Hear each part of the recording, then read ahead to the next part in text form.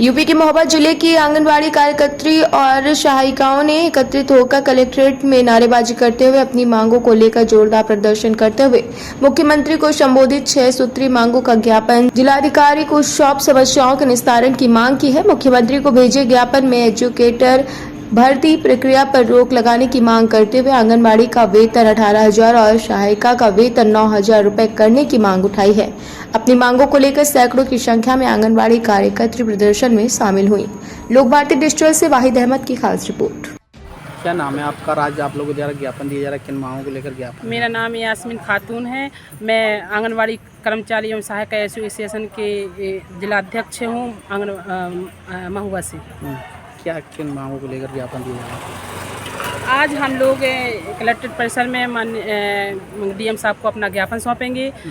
6 मांगों से संबंधित हमारा ज्ञापन है। पहली मांग हमारी यही है कि जो सरकार ने आउटसोर्सिंग के तहत एजुकेटर की जो भर्ती निकाली है, तो उसको जब एक एजुकेटर को 10,313 रुपये है और हम लोग जो हमारी एक सेवा है शाला पूर्व शिक्षा, उसको हम शुरू से सन 75 से हम करते आ रहे हैं, वो सेवा देते आ रहे हैं।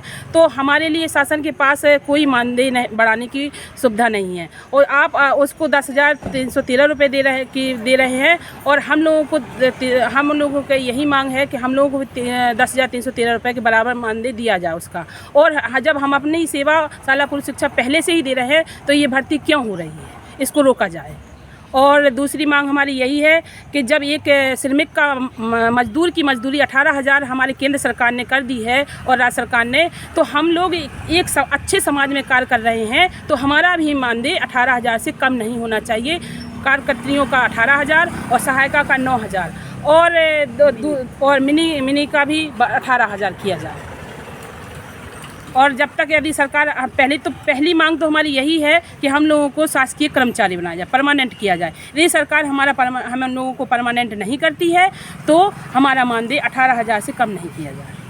आप लोगों ने पहले भी एक बार धरना प्रदर्शन? हाँ, हम लोगों ने पहले भी कई बार ज्ञापन, अभी पिछले महीने भी हम लोगों को माननीय मुख्यमंत्री जी के नाम डीएम साहब को ज्ञापन सौंपा था। और जो भी हमारी बहनें, और हमारी तीसरी मांग ये है कि जो हमारी बहनें 62 साल बाद सेवा दे चुकी हैं प्रशासन को, समाज को, तो उनको ऐसे ही निकाल दिया जाता है। अन्य राज्यों में हमारी भारतीय जनता पार्टी की सरकार है, वहाँ पर रिटायरमेंट के बाद एक मुश्त रकम दी जाती है। ऐसे ही हम लोगों की प्रमुख मांग यही है कि जो हमारे बहन रिटायरमेंट हो उनको 10 लाख रुपए कार्यकर्त्री को और 5 लाख रुपए सहायिका को।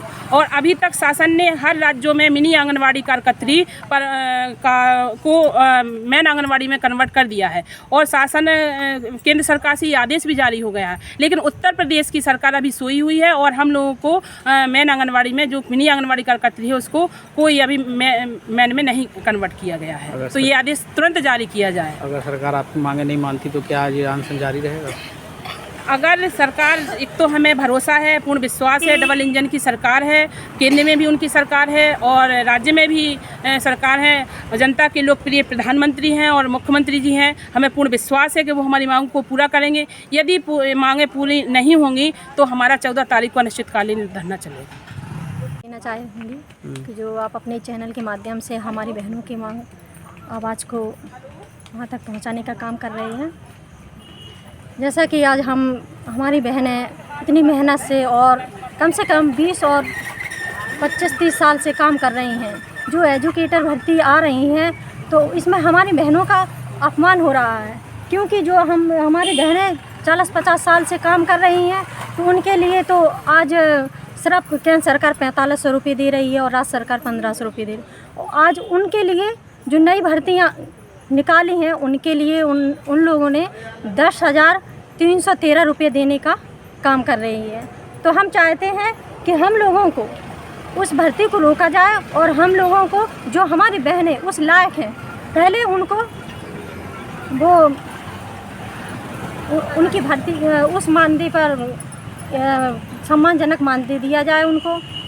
और हमारी मांगें पूरी नहीं होती हैं तो हम आगे 14 अक्टूबर से अनिश्चितकालीन धरना रखेंगे और हम रुकने वाले नहीं हैं जब तक हम अपने हक और अधिकार नहीं ले लेते हैं। क्या नाम है? और मेरा